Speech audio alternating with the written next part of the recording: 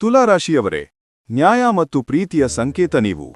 ದೀಪಾವಳಿ ಅಮಾವಾಸ್ಯೆಯ ರಾತ್ರಿ ಲಕ್ಷ್ಮಿ ಮತ್ತು ಶುಕ್ರನ ಕೃಪೆಯಿಂದ ನಿಮಗೆ ದೇವರು ಕೊಟ್ಟ ವರ ಸಿಗಲಿದೆ.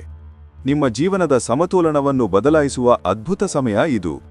ಆದರೆ ಪ್ರೀತಿಯಲ್ಲಿ ನೀವು ಮಾಡುವ ಕೇವಲ ಒಂದು ಸಣ್ಣ ತಪ್ಪು ನಿಮ್ಮ ಮನೆಯ ಲಕ್ಷ್ಮಿಯನ್ನು ದೂರ ಮಾಡಿ ದೊಡ್ಡ ದಾರಿದ್ರ್ಯ ತರಬಹುದು. ಆ ತಪ್ಪು ಯಾವುದು? ನಿಮ್ಮ ಅದೃಷ್ಟ ಹೆಚ್ಚಿಸಲು ಅಮಾವಾಸ್ಯ ರಾತ್ರಿ ನೀವು ಮಾಡಲೇಬೇಕಾದ ರಹಸ್ಯ ಪರಿಹಾರ ಇಲ್ಲಿದೆ. ನಮಸ್ಕಾರ, ನನ್ನ ಆತ್ಮಜ್ಯೋತಿ ಕುಟುಂಬದ ತುಲಾರಾಶಿಯ ಪ್ರೀತಿಯ ವೀಕ್ಷಕರಿಗೆ ಸ್ವಾಗತ. ನಿಮ್ಮನ್ನು ಪ್ರೀತಿ ಮತ್ತು ಐಷಾರಾಮಿ ಜೀವನದ ಗ್ರಹವಾದ ಶುಕ್ರ ಆಳುತ್ತಾನೆ. ಹಾಗಾಗಿ ನಿಮ್ಮ ಜೀವನದಲ್ಲಿ ಸಂಬಂಧಗಳು ಮತ್ತು ಆರ್ಥಿಕ ಸಮತೋಲನ ಅತ್ಯಂತ ಮುಖ್ಯ.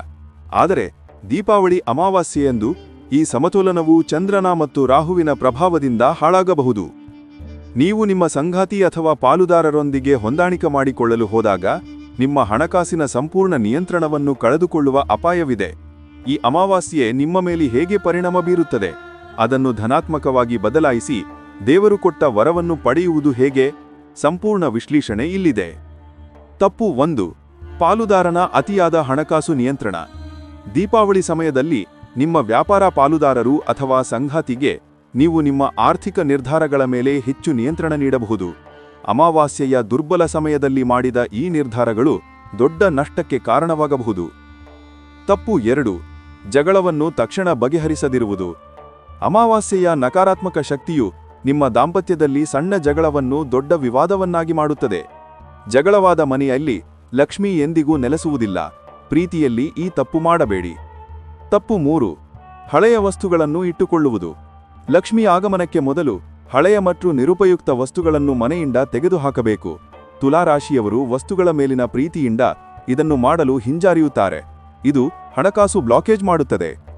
ಅಮಾವಾಸ್ಯ ರಾತ್ರಿ ನಂತರ ಶುಕ್ರ ಉಚ್ಚಸ್ಥಾನಕ್ಕೆ ಹೋಗುವುದರಿಂದ ತುಲಾರಾಶಿಗೆ ಸಿಗುವ ದೇವರು ಕೊಟ್ಟ ವರಗಳು ಇವು.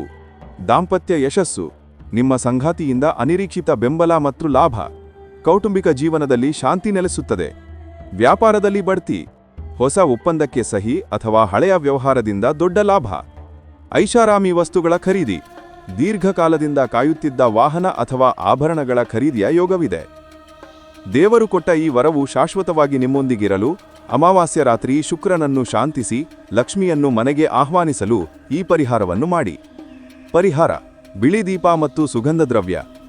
ಲಕ್ಷ್ಮೀ ಪೂಜೆಯ ರಾತ್ರಿ ನಿಮ್ಮ ಮನೆಯ ಪೂರ್ವ ದಿಕ್ಕಿನ ಕೋಣೆಯಲ್ಲಿ ಈಸ್ಟ್ ಡೈರೆಕ್ಷನ್ ನಲ್ಲಿ ಕಡ್ಡಾಯವಾಗಿ ಬಿಳಿ ಬಣ್ಣದ ಬತ್ತಿಯನ್ನು ಬಳಸಿ ತುಪ್ಪದ ದೀಪವನ್ನು ಹಚ್ಚಿ. ಹಾಗೆಯೇ ನಿಮ್ಮ ಹಣಕಾಸು ಕಪಾಟು ಅಥವಾ ಪರ್ಸಿಗೆ ಸ್ವಲ್ಪ ಸುಗಂಧ ದ್ರವ್ಯವನ್ನು, ಪರ್ಫ್ಯೂಮನ್ನು ಸಿಂಪಡಿಸಿ. ಶಕ್ತಿ: ಬಿಳಿ ಬಣ್ಣ ಶುಕ್ರಗ್ರಹಕ್ಕೆ ಪ್ರಿಯ. ಸುಗಂಧ ದ್ರವ್ಯವು ಲಕ್ಷ್ಮಿಯನ್ನು ಆಕರ್ಷಿಸುತ್ತದೆ. ಈ ಪರಿಹಾರದಿಂದ ನಿಮ್ಮ ಹಣಕಾಸು ಮತ್ತು ಪ್ರೀತಿಯ ಜೀವನದಲ್ಲಿ ಸಮತೋಲನ ಮತ್ತು ಐಷಾರಾಮಿ ನೆಲೆಸುತ್ತದೆ. ದಾನ: ಅಮಾವಾಸ್ಯೆ ದಿನ ಹೆಣ್ಣು ಮಕ್ಕಳಿಗೆ ಬಿಳಿ ಬಣ್ಣದ ಸಿಹಿ ತಿಂಡಿ ಅಥವಾ ಹೊಸ ಬಟ್ಟೆ ದಾನ ಮಾಡಿ. ಇದು ಶುಕ್ರನ ಕೃಪೆಯನ್ನು ಹೆಚ್ಚಿಸುತ್ತದೆ. ತುಲಾರಾಶಿಯವರೇ, ನಿಮ್ಮ ದೇವರು ಕೊಟ್ಟ ವರವನ್ನು ಬಳಸಿಕೊಂಡು ಪ್ರೀತಿ ಮತ್ತು ಸಂಪತ್ತಿನಿಂದ ಬಾಳಿ. ಅಮಾವಾಸ್ಯೆ ರಾತ್ರಿ ಪ್ರೀತಿಯಲ್ಲಿ ಆ ಒಂದು ತಪ್ಪು ಮಾಡಬೇಡಿ. ಈ ಪರಿಹಾರದ ಫಲಿತಾಂಶ ನಿಮಗೆ ಸಿಕ್ಕಿದೆಯಾ? ಕಮೆಂಟ್ ಮಾಡಿ ತಿಳಿಸಿ. ವಿಡಿಯೋ ಲೈಕ್ ಮಾಡಿ, ಚಾನೆಲ್ಗೆ ಸಬ್ಸ್ಕ್ರೈಬ್ ಮಾಡಿ. ಶುಭವಾಗಲಿ.